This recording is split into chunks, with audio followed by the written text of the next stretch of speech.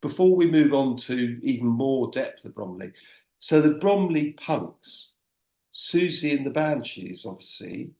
Yeah. Did Susie ever turn up to Hayes Lane to watch Bromley? I'm just thinking, how many Bromley Punks were there? And surely she might have been hanging around, no?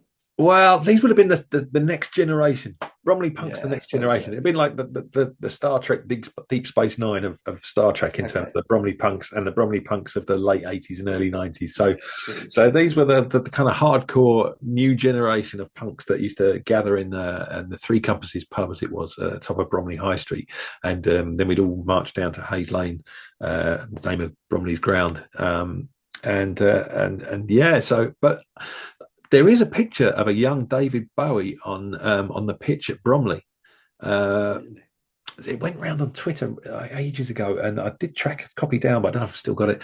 Yeah, he was judging. I think it was before he was David Bowie. He was still David Jones, I David think, but he must Jones, yeah. he must have been a noted singer, because I think he was judging the Miss Bromley pageant at the Bromley Carnival.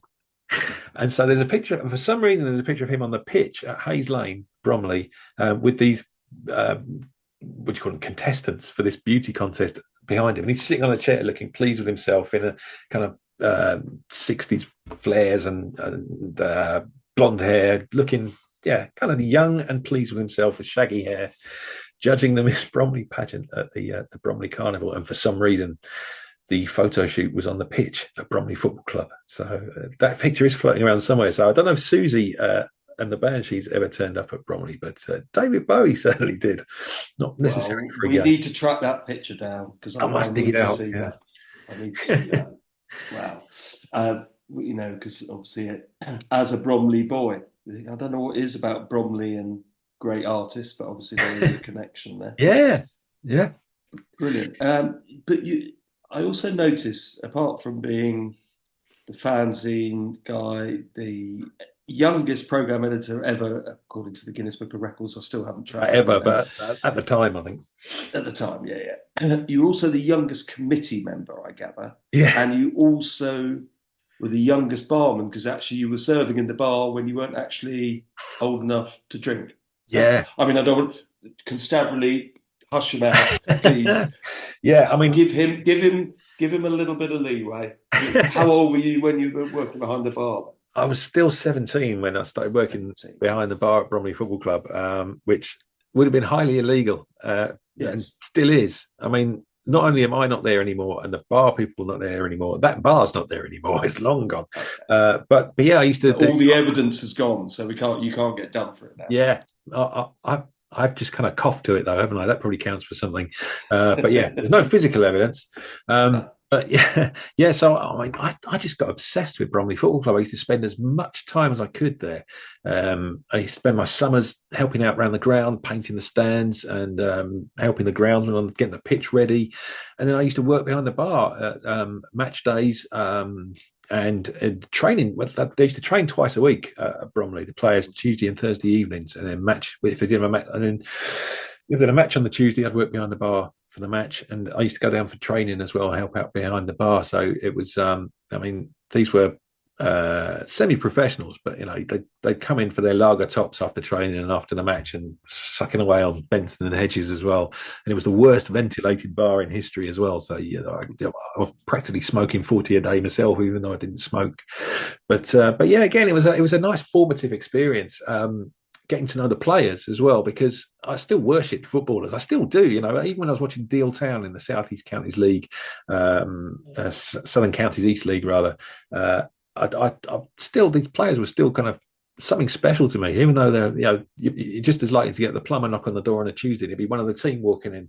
You know, they were still. There's something about footballers that I think is really special. So getting to know them through working in the bar at training, after training, and you've got to say, I mean, people say footballers have a reputation of being stupid, but those semi-professional footballers that I knew in those days, in the late 80s, early 90s, were some of the smartest and quickest people I've ever met. I mean, some of them were hilarious. They were their wit was so quick, the banter would fly about, and you could barely keep up. These were some of the quickest minds I've ever seen, and yet people say footballers are stupid. And these were semi-professional footballers who had day jobs as plumbers, delivery drivers. A couple of them worked in the city, but they were smart and they were funny and they were interesting. And I think that must be get better the higher up the leagues you go. But yes, that was the impression. One of the things that really struck me is how smart these footballers were. I fancied myself as being quite clever. I was going to go off to university and what have you, but my word, I couldn't keep up with these lads in the bar afterwards because they were just so quick backwards and forwards. And I suppose that level of football, although you might think it's non-league, it's the Isthmian League, that's still an incredibly high level of football to play. A lot of the players at Bromley had been apprentices at teams like Charlton and Gillingham and Millwall and Palace. And there was a lad who played for Northampton Town. One lad had been a apprentice pro with Portsmouth. So these were good players who just hadn't made it or had chosen not to pursue a professional career for other reasons. But they were incredible footballers. I used to watch them in training, and the quickness of thought and the speed of movement and the touch they had was unimaginably good. And you think about fourth division cloggers and non-league football's a load of rubbish. It's not. I mean, the footballers are incredible. Footballers are above that Sunday league level. And when you get into the semi-pro stuff on a Saturday, they are incredibly talented people. It's just there's a lot of them, and the standards of the top get higher and higher. So yeah, I mean that was a football education in itself. Just working in the bar and watching the games and getting to know those players, which was incredibly valuable. Yeah, and I agree with you totally about. I get really pissed off when people say, "Oh, all footballers are thick."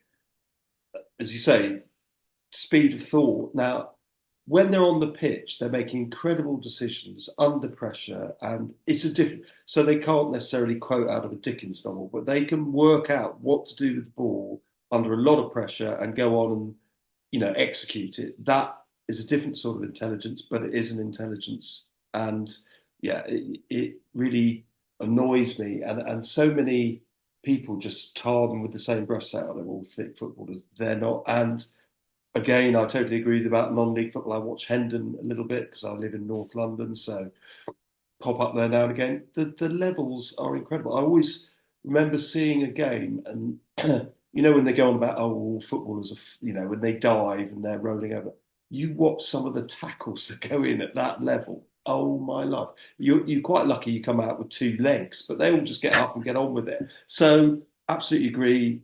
Footballers are very bright. They're very sharp. They've got an ability to think under pressure, which is a sign of intelligence. It's just a different portrayed in a different way. I agree with you. Non-league level is still incredibly good. You say Sunday league, you can get some great players in Sunday league, but they've probably been on the beers. But all these things. Now, we're talking about players.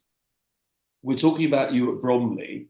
Now, Charlie, you got quite close to becoming a player in the FA Cup. So talk us through your next role at Bromley as a potential player. Oh, God. I'm still traumatized thinking about it to this day. Sorry to bring it up.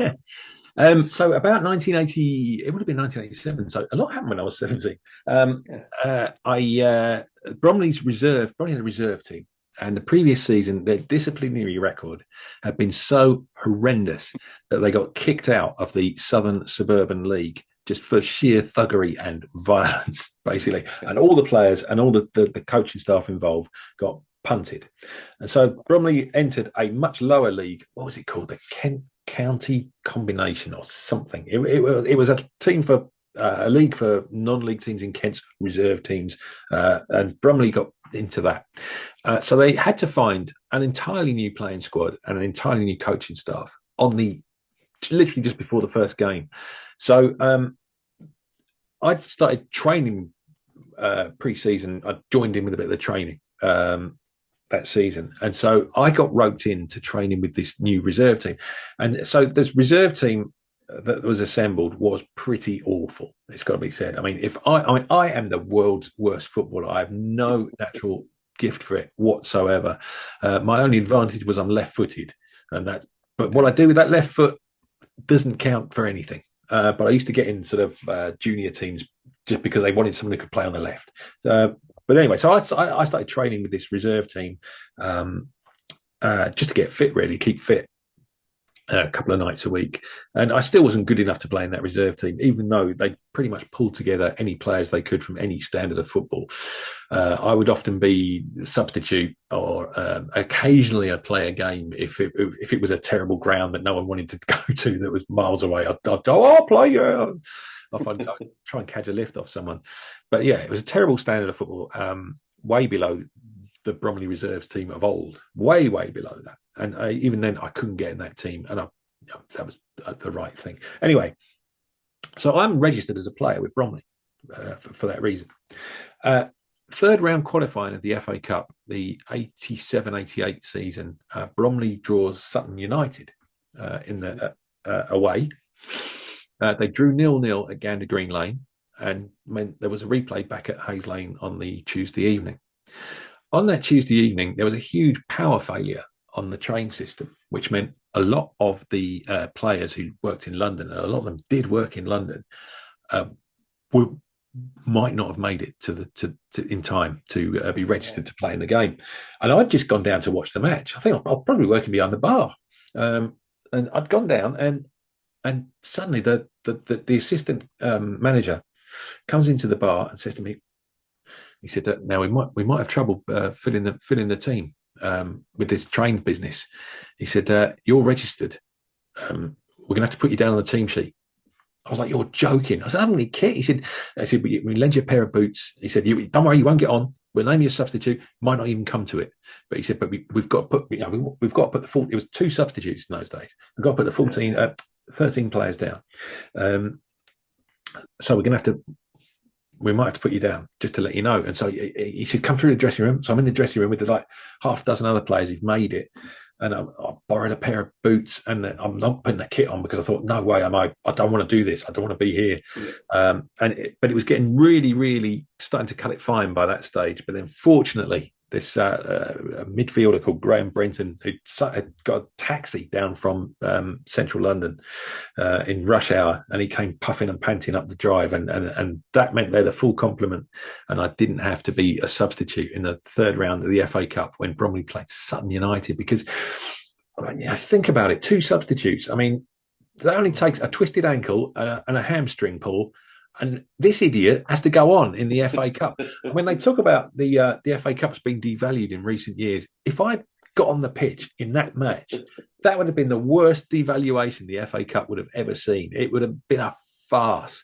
So anyway, I managed not to be a substitute in the FA Cup, which I rate as my finest achievement as a footballer, is not being in that team. And Bromley lost 2-1 that night to Sutton United. And that was the year Sutton went on to the third round and I think they took Middlesbrough to a replay that year.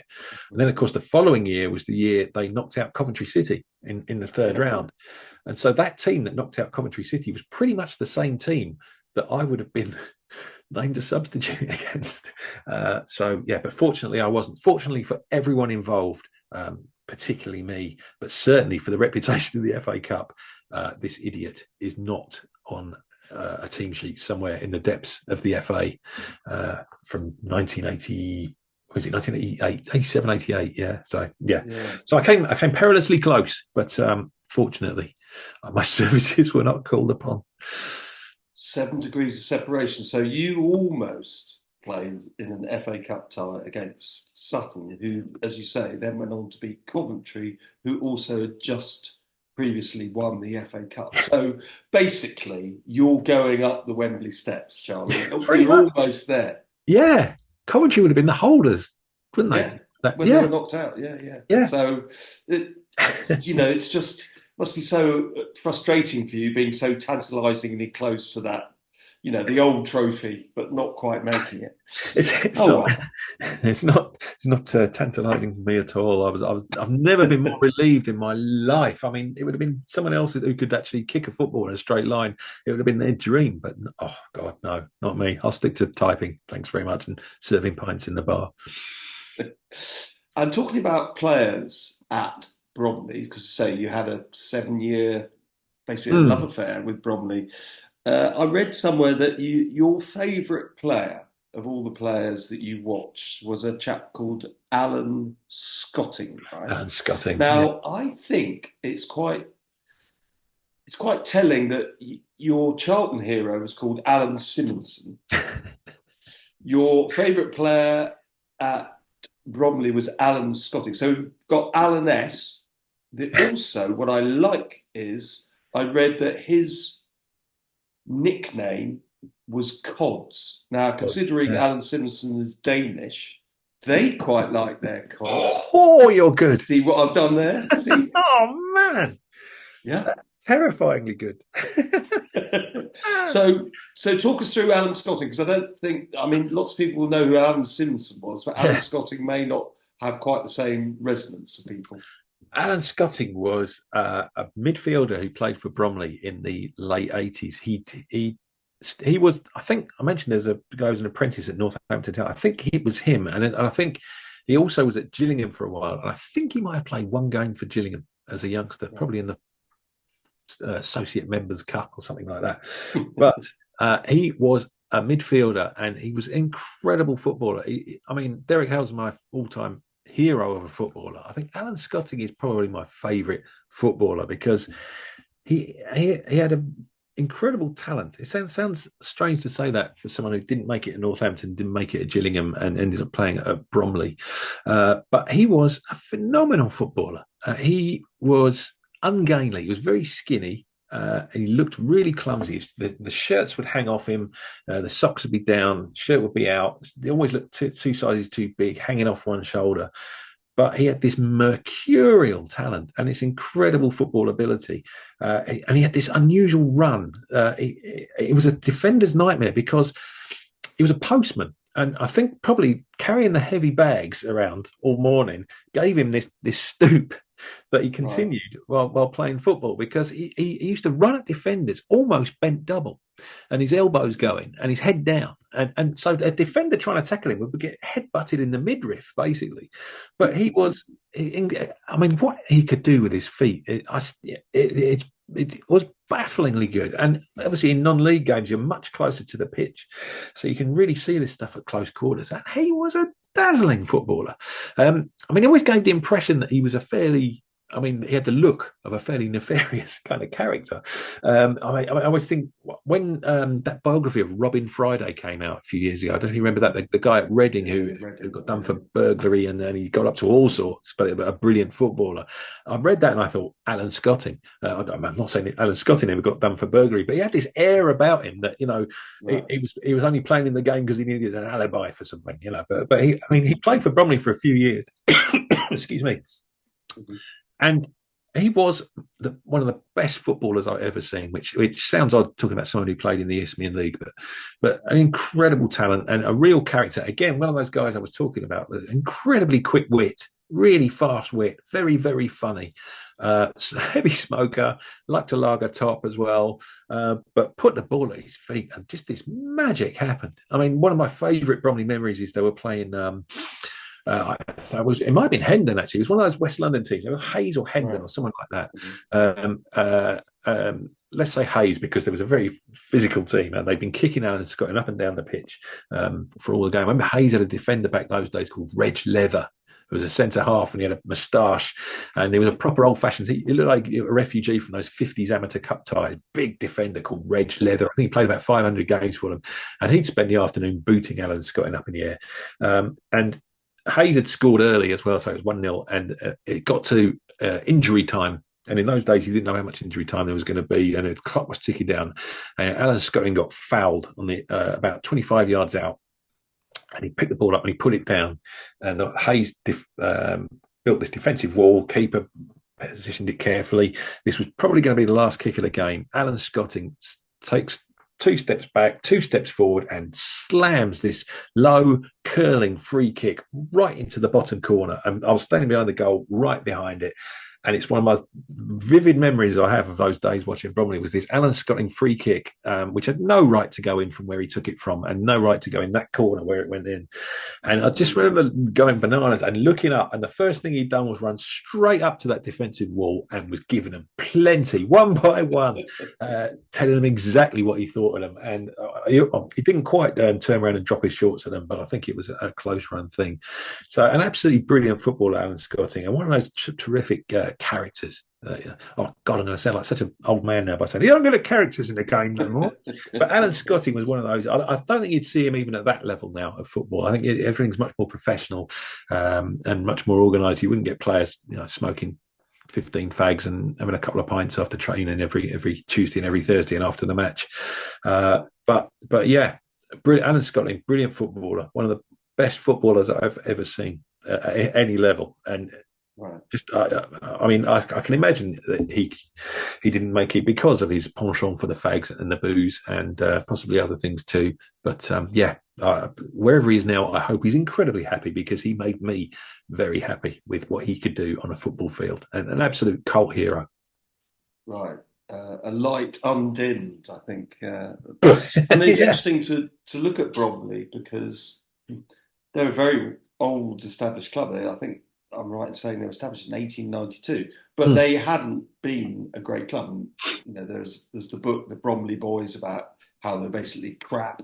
But in the last few years, they've actually been incredibly successful. And as we talk today, they have got probably the biggest game of their history coming up on Sunday when they play Solihull Moors to get promoted to the Football League for the first time.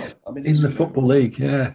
I mean, obviously I follow it from a significant distance these days, and I haven't been to a Bromley game since probably the 1990s, because I haven't lived in that part of the world for a long time. But the ground, I've seen pictures of the ground, it's almost unrecognisable, but it's still wonderfully recognisable, if you know what I mean. The old wooden stand burnt down in the mid-90s, I think, possibly due to the kind of bitumastic black paint I sloshed up the supports. Again, local constabulary, these are not actually admissible to court. Just saying this. Well, they just found a load of paint tins in some long grass behind a disused turnstile, rusted paint tins, and they opened it up and it was this black bitumastic paint, which is kind of tar, basically. And I said, "Oh, that'll do. Use that. Bromley play in black and white. We'll paint the stand black and white." So I used this paint, and I was probably breathing in all sorts. God knows what was in those tins. But yeah, when I heard the stand had burned down a few years later, I thought, "Oops, yeah, I wonder if that paint had something to do with that." But yeah, so that stand burnt down. So they've got a new stand now, which is named after a guy called John Fiorini, who I knew back in those days and was one of the loveliest people I've ever met. He played for Bromley in the 50s and 60s, I think, and stayed on the committee. And he was one of those lifelong, really loyal people that make non-league clubs what they are. That real incredible commitment on and off the pitch. And so the stand is called the John Fiorini stand, which I was delighted about when I heard that. The old concrete pillars with the rusty bolts sticking out of them, they're long gone as well, fortunately. Oh, really? But the museum round the corner. Joe, I'd have one. If they were going, I'd have one.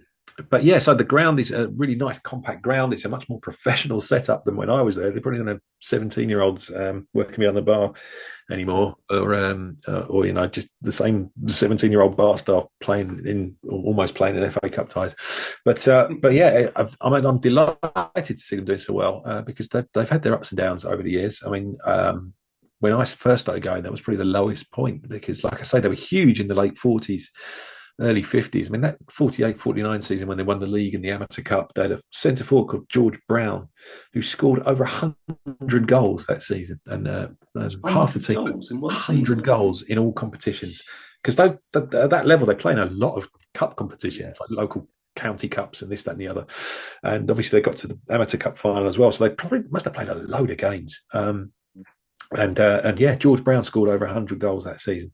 And then things went downhill after that. I should say that that first season I started going, 85-86, Bromley got promoted that year to the Premier Division of what was the Vauxhall Opal League then, by winning, I think it was 5 games in the last 8 days of the season. They certainly played 4 games in the last 7 days because Right. I think they played on the I think I'm right in saying. I think I'm right in saying they played the Saturday, Tuesday, Wednesday, Thursday, Saturday on the last week of the season.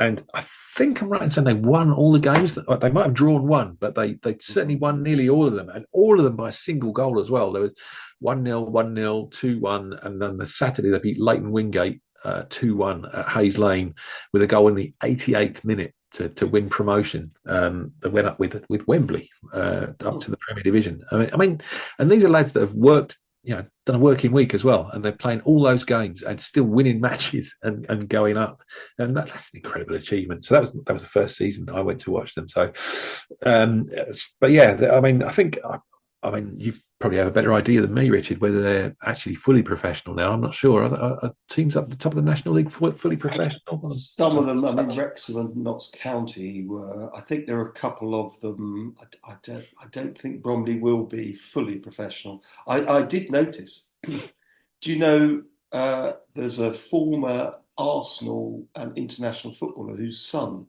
currently plays for Bromley? Do you know who that happens to be? I don't. Well, I hope this is true, but Mitchell Bergkamp, Oh, really? currently on the roster at Bromley. And Wow.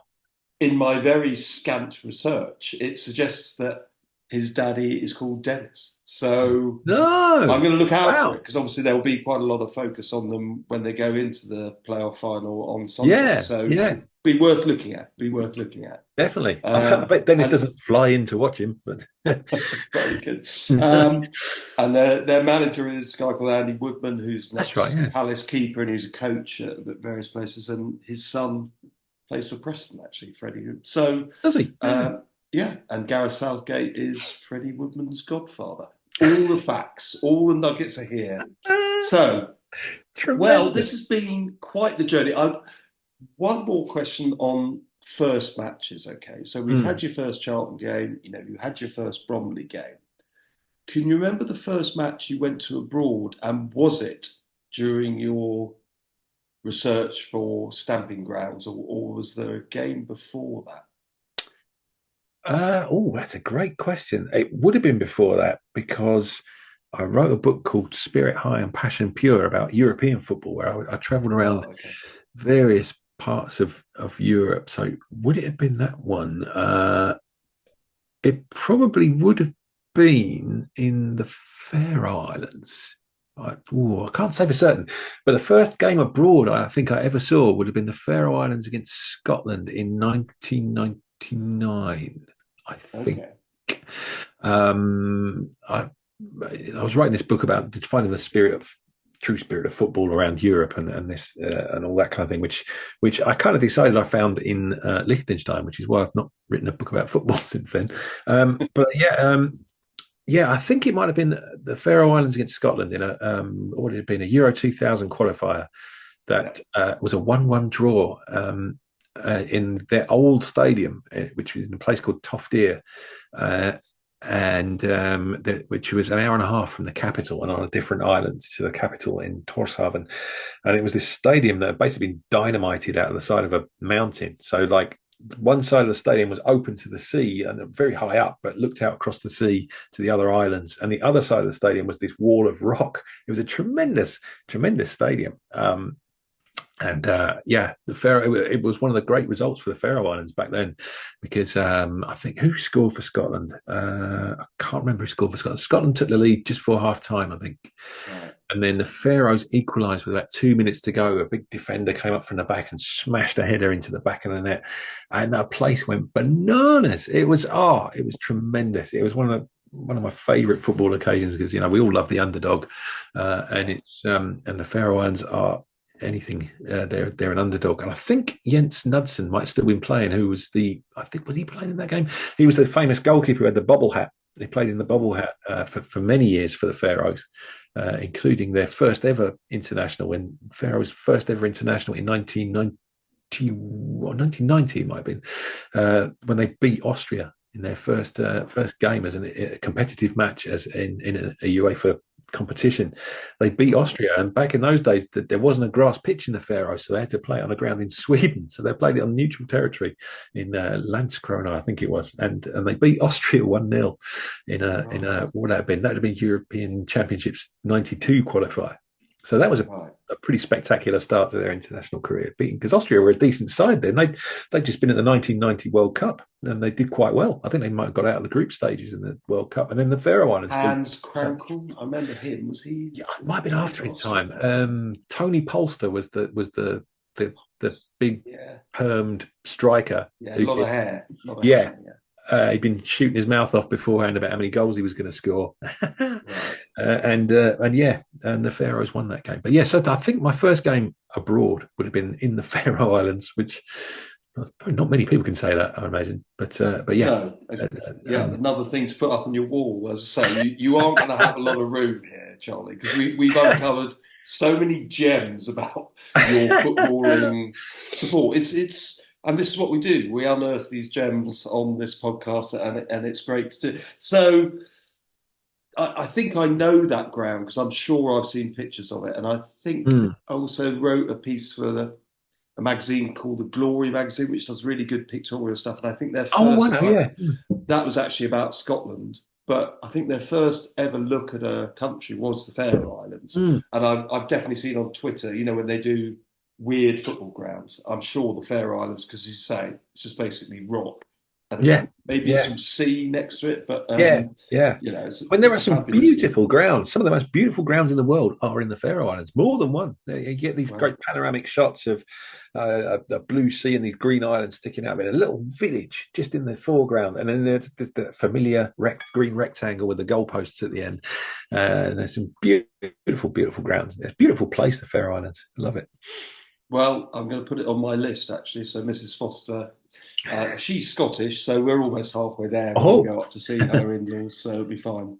And maybe we'll pop in to see you since you live just west of Glasgow. So next time we're travelling up, I'd love to come and see Dumbarton. Yeah, give us a shout.